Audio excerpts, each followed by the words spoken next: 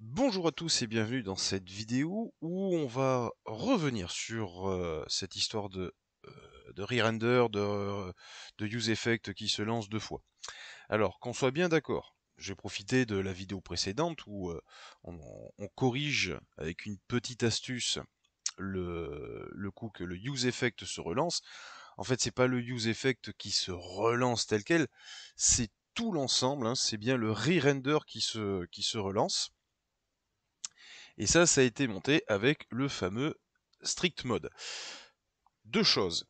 Un, euh, on est bien d'accord que cet effet se produit majoritairement en mode développement. Bien évidemment en mode production, on l'aura pas. Par contre, il faut quand même faire attention à ce qu'on fait et à optimiser les choses. Deux, donc à cause de ce strict mode, qui est bien fait puisqu'au final, on va se rappeler que React.js 18 travaille avec un comparatif entre un DOM virtuel et le DOM réel, donc forcément il retravaille sans arrêt. Tout ça pour garder la cohérence évidemment, surtout si on fait des states, hein, vous vous rappelez ces variables qui sont synchronisées ou désynchronisées comme on veut entre le code et et entre guillemets la vue, le template. Donc je parle bien de celle-ci et celle qu'on va exploiter dans notre HTML. Donc tout ça, c'est bien pour garder la cohérence. Ça veut dire que c'est pas une mauvaise solution, c'est pas mauvais non plus, mais au final, il faut faire attention à ce que ça peut générer. Alors la dernière fois, on avait vu donc l'utilisation de références, hein, puis sur les fonctions de nettoyage, on mettait on modifiait notre ref, et ce qui fait que ça n'était plus rejoué, le use effect n'était pas repris. Par contre, on est bien d'accord que le render, lui, il est repris. C'est-à-dire que si je prends ceci, voyons voir, inspecter, je vais le mettre du bon côté. Tchouk, on va le mettre là. On va faire la console. Bon, je nettoie tout ça. Je rafraîchis, vous inquiétez pas, je zoome après. Donc on avait vu, hein, on a bien le console useEffect qui se lance, mais on n'a qu'un seul appel à l'API. Par contre, on est bien d'accord. Si je fais ici, bam, à l'intérieur, un console.log render, hop, pardon, en chaîne de caractères, hop là, on a, et que je rafraîchis, pardon, donc globalement, évidemment, sur une mise à jour, il ne le fait pas, on a bien notre render qui se joue plusieurs fois. Ça, c'est le strict mode, avec cette histoire de comparatif en interne, j'entends, et en mode de développement, sur le DOM virtuel et le DOM réel, donc tout ça pour garder la cohérence. On va profiter de ce petit point pour parler d'un outil qu'on développera, sur lequel je reviendrai enfin, en bonus, et qui va nous aider à éviter ce double appel, j'entends bien le double appel à l'API, pas le re-render, on est bien d'accord. Donc, parce que le re-render, il suffirait de commenter strict mode et on l'a plus, hein, de commenter ça là, boum, des trucs comme ça, et puis c'est vite fait. Du coup, on perd l'avantage du strict mode. Donc déjà, bien se mettre en tête que le use effect, donc c'est un hook généraliste, on l'avait vu, il se place sur deux anciens hooks qui sont toujours présents. C'est un hook qui nous permet de monter des actions à l'affichage du composant.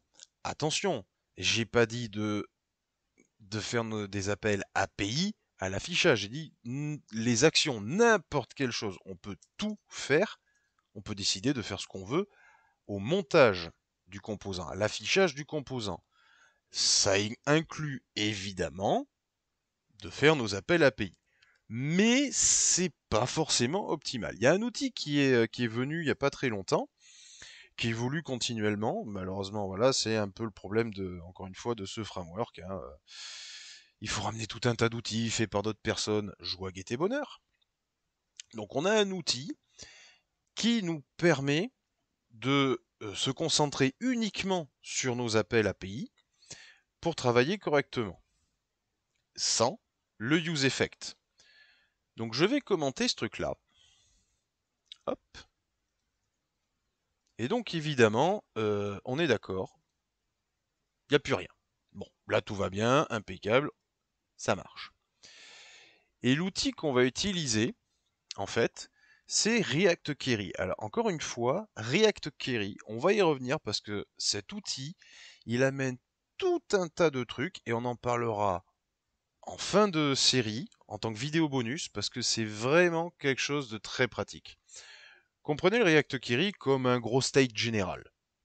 Alors, on va se calmer sur le côté général, on n'est pas dans le Redux Toolkit, on n'est pas dans les contextes, qu'on verra d'ailleurs aussi, on est vraiment dans un cas spécifique. Mais l'avantage de React Query, c'est que, entre guillemets, il est quasiment fait pour nous aider à gérer nos appels API. On va rentrer dans le détail, vite fait, bien fait. Donc déjà, ce qu'on doit faire. Hop. Alors moi, je l'ai déjà fait, donc vous le faites. Je vais pas le relancer, mais vous le faites. Hop. Il faut installer React Query. Alors attention. Donc, vous faites un classique, npm install React Query. Ça va vous installer la version 3 de React Query. Je vais prendre cette version qui est la plus connue aujourd'hui, même si la 4 est arrivée, mais la 4 apporte pas mal de changements. Donc on va rester sur la version 3. Vous faites un React Query, npm install React Query, et ça fait la rue Michel. Maintenant, ce qu'on doit faire, une fois que vous avez installé tout ça, c'est qu'il faut le provider, il faut le mettre en place. Donc on va le mettre en place de façon générale, il faut le fournir. Il faut le fournir à notre API. Donc, pour faire ce genre de choses, on va directement ici. On va aller, tiens moi je vais mettre là, on va faire un import de donc du query client. Youps. Donc le query client et le query client provider. C'est du classique, là c'est du standard. Hein. On veut utiliser quelque chose, il faut le fournir, donc on le provide. Et je vais donc entourer, attention, dans le strict mode, je vais entourer mon app avec ça. Donc, hop, pardon, j'ai oublié un petit truc, autant pour moi, il faut l'initialiser. Donc on va se faire une petite const query client égale new query client. Vous ferez attention que là c'est de la minuscule et celle-là elle est en majuscule. Ensuite donc on met en place notre provider. Query client provider avec le client query client. Vous verrez que c'est utile pour les paramétrages. Hop. Et on entoure notre app. Ok. On va ici. Voilà. Impeccable. Donc là maintenant, ça y est, notre applicatif est provisionné avec React Query. Donc on va pouvoir l'utiliser pour faire nos appels. Pour faire nos appels, hop, on va aller ici. Alors, useEffect, je ne l'utilise plus, donc je vais directement commenter. Non, je vais pas commenter ça. Le flag, j'utilise plus, donc Tagada. Et ça, Tagada. Ok. Donc, ce qu'on fait dans un premier temps, c'est qu'il faut ramener cet outil. Donc, import, parce que là, maintenant, on bénéficie d'un nouveau hook qui est useQuery. Hop. Donc, je ramène le useQuery de React Query. Jusque-là, on est bien. Et en fait, la bestiole se monte de la façon suivante. Je reviendrai sur le destructuring. Donc ici, on fait un useQuery. On va y définir une query key. Ça aussi, j'y reviendrai au moment où on va discuter discuter du sujet React Query en entier. Et maintenant, je vais appeler la fonction que j'utilisais avant, c'est-à-dire le user service get all user. Ça, c'est tout à fait faisable. Donc user service.get all users. J'enregistre. Alors, Évidemment, pour l'instant, il n'y a rien qui se met en place. Les renders, bon, il y en a 40 000, mais vous allez comprendre pourquoi. Le plus important, c'est le réseau. Si je vais dans mon réseau, là déjà, on voit 2 appels. Mais on voit aussi une petite particularité, c'est que chaque fois que je clique sur ma fenêtre, hein, hop, là, je vais cliquer, boum, encore un, la requête se relance. C'est complètement normal et c'est le principe de base de Query. Mais l'idée déjà, vous voyez, c'est je clique, je n'ai eu qu'un seul appel. J'ai pas eu besoin de mettre des flags, j'ai pas eu besoin de mettre des tags, pas besoin de référence.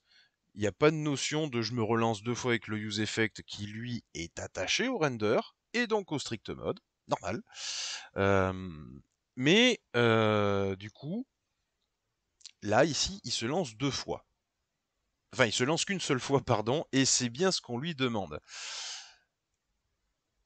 Donc ça, c'est le React Query, c'est vraiment quelque chose d'important.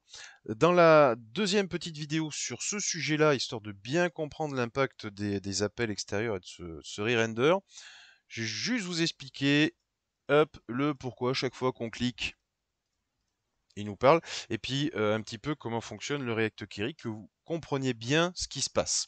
Et puis comme ça, vous allez voir que c'est au final un outil très pratique qu'on sort du coup du useEffect, et comme ça on garde le useEffect vraiment pour toutes les autres mécaniques qu'on voudrait ajouter à l'affichage, mais hors appel serveur, parce que là c'est vraiment dédié.